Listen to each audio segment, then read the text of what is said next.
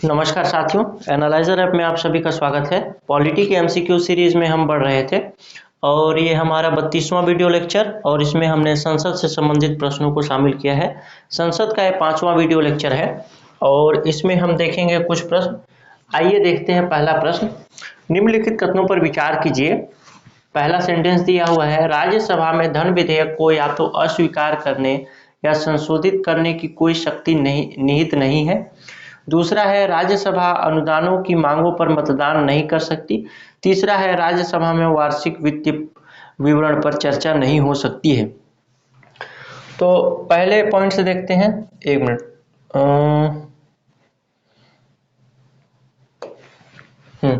पहले पॉइंट से देखते हैं।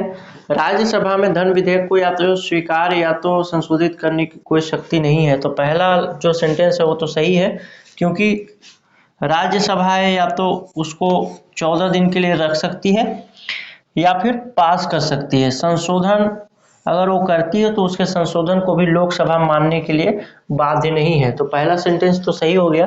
दूसरे सेंटेंस पे बात करें, राज्यसभा अनुदानों की मांगों पर मतदान नहीं कर सकती। तो अनुदान का जो मांग है वो लोकसभा में पेश होता है, तो राज्यसभा का इसमें कोई प्रश्न ही नहीं है।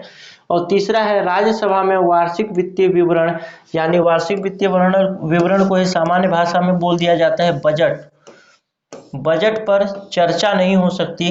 तो ये तीसरा सेंटेंस गलत हो जाएगा। बजट पर चर्चा राज्यसभा में हो सकती है, हाँ, हालांकि राज्यसभा में बजट पर चर्चा होगी, लेकिन जिसका जो फाइनल जो बजट को पास करने की जिम्मेदारी जो है वो लोकसभा के पास है। तो इस तरीके से इसका 1 और 2 सही हो जाएगा, बी आंसर सही हो जाएगा इसका।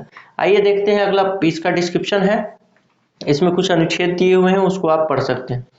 अगला प्रश्न देखते हैं। निम्नलिखित कथनों पर विचार कीजिए। संसद निर्अर्हता निवारण अधिनियम 1959 कई पदों को लाभ के पद के आधार पर निरर्हता में छूट देता है। लाभ का पद आपके लिए हो सकता है कि नया शब्द हो, लेकिन कई जगह जब आप देखेंगे लाभ के पद के बारे में संविधान के कई आर्टिकल में लिखा हुआ है। खासकर योग्यताओं की बात करेंगे तो जैसे लोकसभा के सदस्य बनने की योग्यता क्या है, तो उसमें एक आपको मिल जाएगा, किसी लाभ के पद पर नहीं होना चाहिए। राष्ट्रपति बनने की योग्यता क्या है, तो उसमें भी मिल जाएगा, किसी लाभ के पद पर नहीं होना चाहिए। लेकिन जैसे कोई मान लीजिए सांसद सदस्य है, संसद सदस्य यानी वो सांसद है, और ऐसा कोई व्यक्ति राष्ट्रपति का चुनाव लड़ता है, तो उसको लाभ के पद पर नहीं माना जाता। या फिर कोई राज्यपाल है, वो भी अगर राष्ट्रपति का चुनाव लड़ना चाहे तो उसको भी लाभ के पद पर नहीं माना जाता। तो ऐसा, क्योंकि ये लाभ के पद का मतलब ये है कि वो सरकार से वेतन ले रहा है, पैसा ले रहा है, जो भी उसका मानदेय है वो ले रहा है, तो वैसा व्यक्ति लाभ के पद पर माना जाएगा।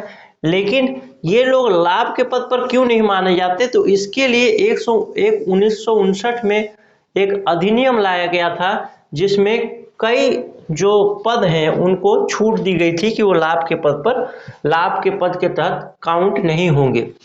और दूसरी बात देखें कि उपयुक्त अधिनियम 5 बार संशोधित किया गया है, तो एक नया फैक्ट है। और तीसरा देखते हैं, लाभ का पद भारत के संविधान में भली भांति परिभाषित किया गया है। तो आपको बता दूं, लाभ के पद के बारे में कोई भी परिभाषा हमारे संविधान में नहीं दी गई है। हमारे संविधान में लाभ के पद के विषय में जो भी निर्णय लेने का अधिकार है वो या तो संसद लेगी, या तो फिर राज्य विधानमंडल लेगी, अथवा फिर आपका न्यायालय लेगा, सर्वोच्च न्यायालय, संविधान के व्याख्या करते समय सर्वोच्च न्यायालय या उच्च न्यायालय। तो इस तरीके से हम देखें तो कथन 1 और कथन 2 ही सही हैं। तीसरा, लाभ के पद का भारत के संविधान में परिभाषित किया गया है, ये सेंटेंस गलत हो जाएगा। तो इसका आंसर हो जाएगा 1 और 2, ये आंसर हो जाएगा। आइए देखते हैं लाभ के पद का जो अधिनियम आया था, जो बिल आया था, उसको कब कब संशोधित किया गया है। 1959 में एक बिल आया और उसके बाद पहली बार संशोधित हुआ 1993 में, फिर 99 में, 2000 में और 2006 में, और उसके बाद आखिरी बार संशोधित हुआ 2013 में। संशोधन का मतलब यही है कि इसमें संशोधन किया गया और लाभ के पद से कुछ पदों को हटा दिया गया है, या मतलब हटाते जाया गया, क्रमशः हटाते जाया गया। यानी कि कुछ ऐसे पद को इस अधिनियम के अंतर्गत शामिल कर लिए गए क्रमशः 1993, 1999, 2000, 2006 और 2013 में, कि अब वो लाभ के पद पे काउंट नहीं होंगे। तो इस तरीके से पहला और दूसरा। और तीसरा जो सेंटेंस था कि संविधान में लाभ के पद की परिभाषा दी गई है, तो ऐसा नहीं है, संविधान में कहीं भी लाभ के पद की परिभाषा नहीं दी गई है, लेकिन कई जगह अर्हताओं के मामले में लाभ के पद का शब्द का वर्णन है। तो इस तरह से इसका 1 और 2 आंसर सही हो गया। आइए देखते हैं, राज्यसभा के सदस्य बनने हेतु अर्हताओं के संदर्भ में निम्नलिखित अभिकथनों पर विचार कीजिए तथा उसके नीचे दिए गए कूट का सही उत्तर चुनिए। आइए कूट भी देख लेंगे। तो क्या राज्यसभा सदस्य बनने के लिए 30 वर्ष की आयु न्यूनतम होनी चाहिए? तो बिल्कुल होनी चाहिए। राज्यसभा के लिए 30 वर्ष है और लोकसभा के लिए 25 वर्ष है। राज्यसभा के लिए 30 वर्ष है और लोकसभा के लिए 25 वर्ष है न्यूनतम आयु। यानी 25 वर्ष का कोई व्यक्ति होगा तो वो फिर लोकसभा के लिए चुनाव लड़ सकता है, और 30 वर्ष का कोई व्यक्ति है तो राज्यसभा के लिए चुनाव लड़ सकता है। दूसरा सेंटेंस देखते हैं, जहां से अभ्यर्थी को निर्वाचित किया जाना है उस राज्य की मतदाता सूची में मतदाता के रूप में पंजीकृत होना चाहिए। तो इसका जो सेंटेंस है मतदाता के रूप में पंजीकृत होना चाहिए, ये सेंटेंस गलत हो जाएगा। स्पेसिफिक उसी राज्य में मतदाता के रूप में पंजीकृत होना आवश्यक नहीं। भारत के किसी भी राज्य में अगर वो मतदाता के रूप में पंजीकृत है तो किसी अन्य राज्य से भी निर्वाचित होकर के वो लोग राज्यसभा में जा सकता है। यही प्रक्रिया लोकसभा के विषय में भी है। यानी कि लोकसभा चुनाव के लिए जरूरी नहीं, लोकसभा में अभ्यर्थी बनने के लिए या कैंडिडेट बनने के लिए जरूरी नहीं है कि वो उसी राज्य का हो या उसी निर्वाचन क्षेत्र का हो। भारत के किसी भी क्षेत्र का व्यक्ति जिसका नाम मतदाता सूची में दर्ज है और वह लोकसभा के सदस्य बनने की योग्यता, यानी 25 वर्ष की उम्र हो, लाभ के पद पर ना हो, इस तरह की योग्यता रखता हो, तो वो लोकसभा का सदस्य बनने के लिए योग्य है और वो निर्वाचन में अपना नामांकन भर सकता है। आइए देखते हैं तीसरा सेंटेंस जो है, राज्य के अंतर्गत लाभ का पद धारित नहीं होना चाहिए। ये है आपका राज्यसभा बनने के लिए योग्यता। तो क्या ये सही है? तो बिल्कुल सही है। 1, 2, 3 तीनों कथन सही हो जाएगा इसमें। 1 मिनट। अच्छा, ये वाला तो गलत हो गया ना, किसी भी राज्य से वो लड़ सकता है, तो केवल एक, ये तो गलत हो गया। दूसरा नंबर तो गलत हो गया। पहला 30 वर्ष की उम्र होनी चाहिए।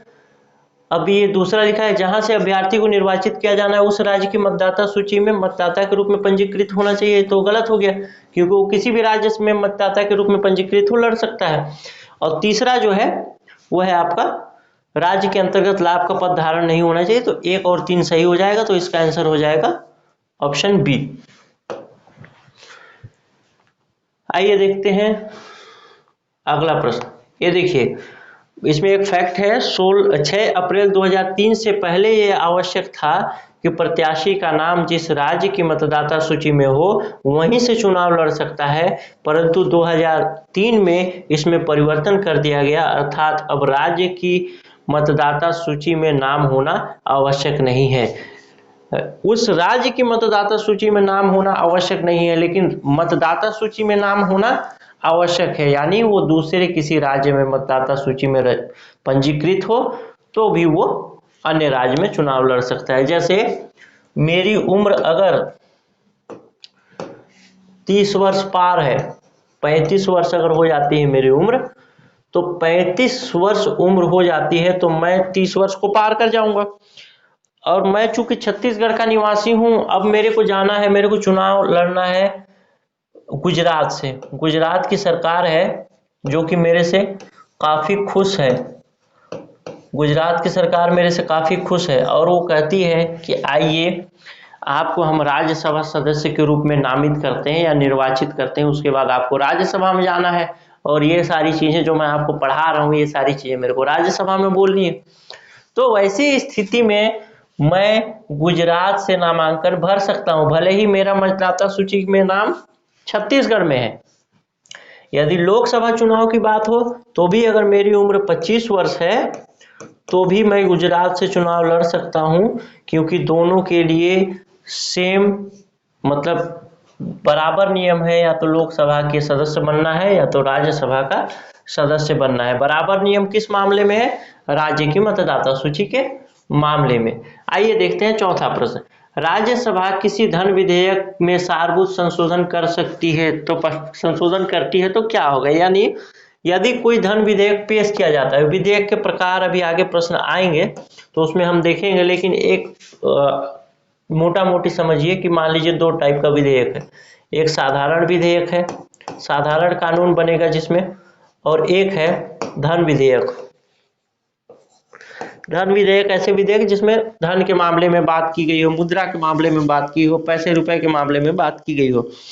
तो अगर राज्यसभा किसी धन विधेयक में सारभूत संशोधन करती है, यानी धन विधेयक लोकसभा से पास होकर के राज्यसभा के पास जाता है और राज्यसभा कुछ संशोधन कर देती है, तब क्या होगा? आइए देखते हैं। लोकसभा राज्यसभा की अनुशंसाओं को स्वीकार करे या अस्वीकार करे, इस विधेयक पर आगे कार्यवाही कर सकती है। लोकसभा विधेयक पर आगे कोई विचार नहीं कर सकती। लोकसभा विधेयक को पुनर्विचार के लिए राज्यसभा को लौटा सकती है। राष्ट्रपति विधेयक को पारित करने के लिए संयुक्त बैठक आहूत करेंगे। तो संयुक्त बैठक केवल साधारण विधेयक और वित्त विधेयक के मामले में बैठक होता है, संयुक्त बैठक, जिसमें लोकसभा और राज्यसभा दोनों के सदस्य बैठ करके आपस में सुलझाते हैं कि विधेयक कोई पास क्यों नहीं हो रहा है। दूसरी बात, लोकसभा विधेयक को पुनर्विचार के लिए राज्यसभा को लौटा देगी, तो ऐसा नहीं है।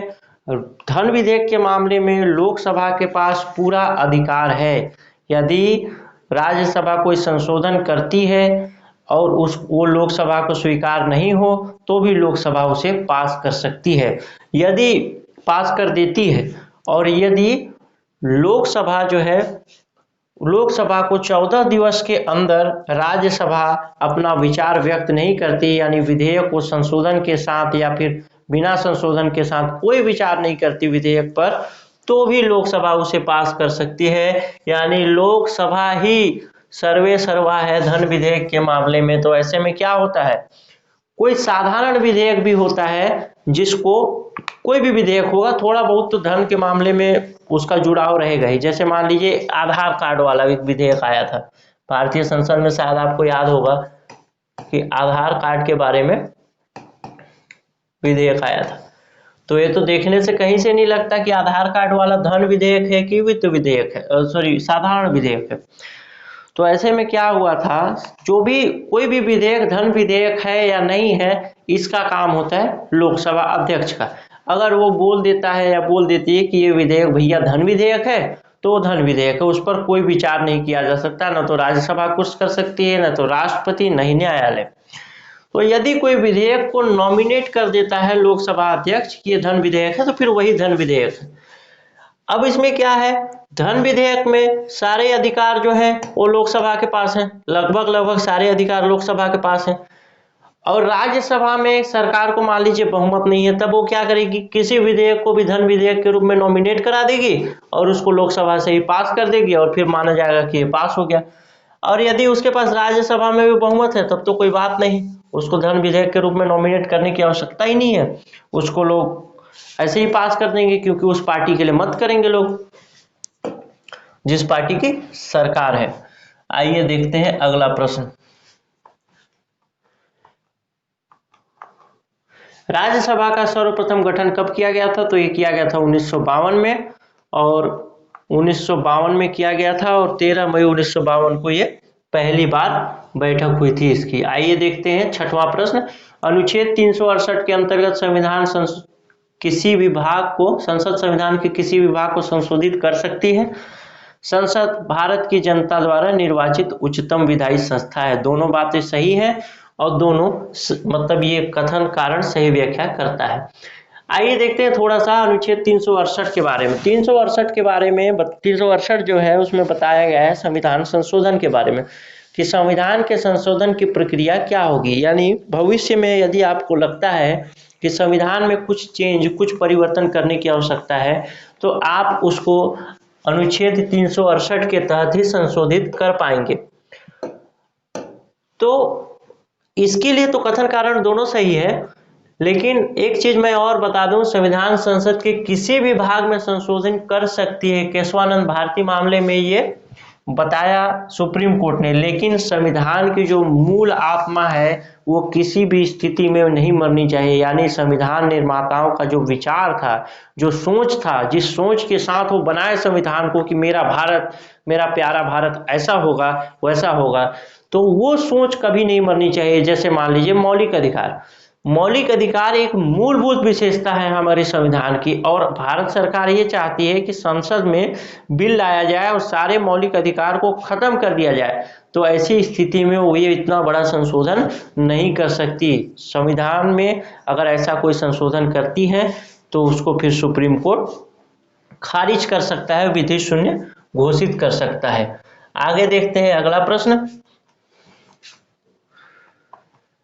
भारतीय संविधान के अनुच्छेद 87 के अंतर्गत भारत का राष्ट्रपति अभिभाषण देगा तो एक साथ समवेत संसद के दोनों सदनों में। यानी कि जब भी नई लोकसभा गठित होगी, वैसी स्थिति में जो पहली बैठक होती है तो एक तरीके से संयुक्त बैठक होती है। लेकिन एक चीज आप देखेंगे कि यहाँ पे तो ऑप्शन ए में संयुक्त बैठक भी लिया गया है और ऑप्शन डी में समवेत बैठक, समवेत संसद के दोनों सदनों में बोला गया है।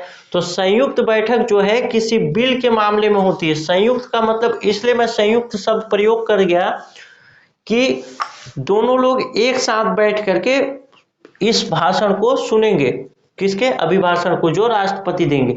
तो यहाँ पे संयुक्त शब्द उपयुक्त नहीं होगा, क्योंकि संयुक्त शब्द हमेशा जब भी होगा संयुक्त बैठक की बात आएगी, यानी किसी विधेयक पर गतिरोध है तब दोनों सदनों के लोग बैठ करके उस पर विचार कर रहे हैं।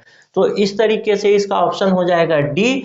और जब कभी नया लोकसभा गठित होगा तो पहली बैठक जो होगी वो समवेत बैठक होगी, यानी दोनों सदनों के लोग एक साथ बैठेंगे और कार्यवाही या बातचीत शुरू होगी। उसमें जो राष्ट्रपति होगा वो नया जो सरकार बना है उस सरकार के नीतियों के बारे में बताएगा और वो संसद के समवेत बैठक में बताता है।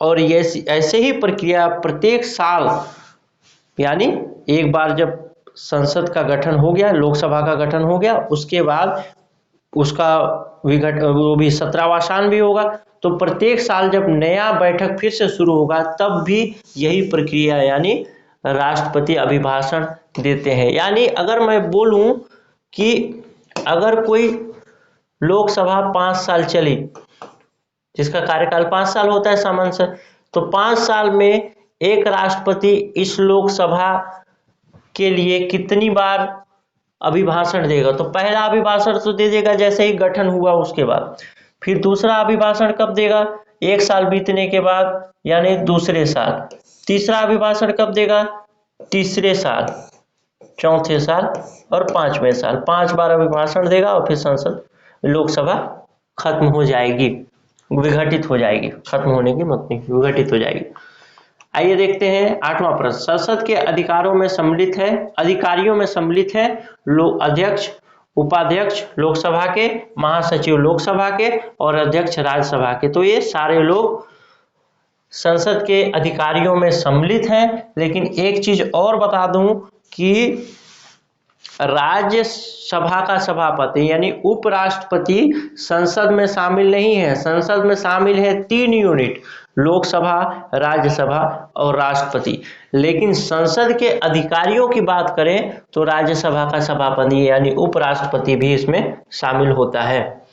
आइए देखते हैं 9वां प्रश्न। संसद विधानमंडल के किसी सदस्य की सदस्यता तब समाप्त समझी जाएगी जब वह बिना सदन को सूचित किए अनुपस्थित रहता है। तो इसका आंसर हो जाएगा 60 दिन तक। 60 दिन तक यानी बिना बताए लोकसभा का कोई सदस्य या फिर राज्यसभा का कोई सदस्य या विधानमंडल यानी विधानसभा या विधान परिषद का कोई सदस्य अनुपस्थित रहता है तो इसका मतलब ये समझा जाएगा कि उसकी सदस्यता रद्द कर दी गई है। आइए देखते हैं 10वां प्रश्न। निम्नलिखित में से कौन सा एक प्रावधान भारतीय संविधान के अंतर्गत संसद के सदस्यों के विशेषाधिकारों तथा नियुक्तियों पर निर्धारित करता है? तो अनुच्छेद 305। इसका डिस्क्रिप्शन देखते हैं। भारतीय संविधान का अनुच्छेद 105 संसद के सदनों की तथा उसके सदस्यों और समितियों की शक्तियों, विशेषाधिकारों और नियुक्तियों को निर्धारित करता है। आगे बढ़ने से पहले CGPSC के लिए अगर आप प्रिपरेशन कर रहे हैं तो आप हमारा ऐप डाउनलोड कर सकते हैं। इसमें वीडियो क्लास पे भी काम चल रहा है। Current affair quiz daily upload होता है तो उसको दीजिए, और वीडियो क्लास टेस्ट सीरीज को आप दे सकते हैं। कंप्लीट डिस्क्राइब टेस्ट सीरीज होता है तो आपके लिए फायदेमंद होगा। और आगे बताऊं, 2018-19 में 32 से अधिक प्रश्न और 2019-20 में 46 से अधिक प्रश्न हमारे टेस्ट सीरीज से पूछे गए थे। तो आप ऐप को डाउनलोड करने के लिए नीचे डिस्क्रिप्शन में लिंक भी दिया गया है, वहां से भी डाउनलोड कर सकते हैं। प्ले स्टोर में आप सर्च कर सकते हैं और ये लोगो देख करके डाउनलोड कर सकते हैं। और इस कंटेंट का अगर आप PDF चाहते हैं तो आप नीचे टेलीग्राम चैनल से जुड़िए, वहाँ PDF पाइए। और यहीं पे वीडियो ख़त्म करते हैं। बहुत बहुत धन्यवाद, बहुत बहुत आभार। मिलेंगे अगले वीडियो में। अगर आपको ये वीडियो पसंद आया तो लाइक कीजिए, पसंद नहीं आया तो डिसलाइक कीजिए, और नीचे कमेंट में बताइए कि हमें क्या इम्प्रूवमेंट करना चाहिए। चलिए मिलते हैं अगले वीडियो में, तब तक शुभ रात्रि, शब्बा खैर।